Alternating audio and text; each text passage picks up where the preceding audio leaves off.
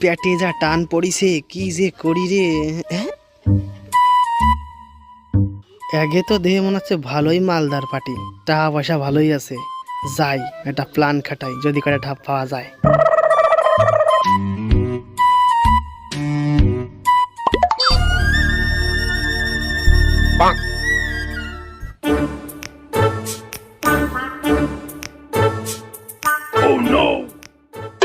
তুমি কি পাগল? একটা ভিখারিকে তুমি 100 টাকা দিচ্ছ?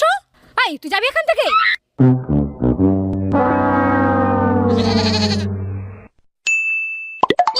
ম্যাডাম, আপনাকে না এই কালারের চুড়িদারটাই খুব সুন্দর লাগছে।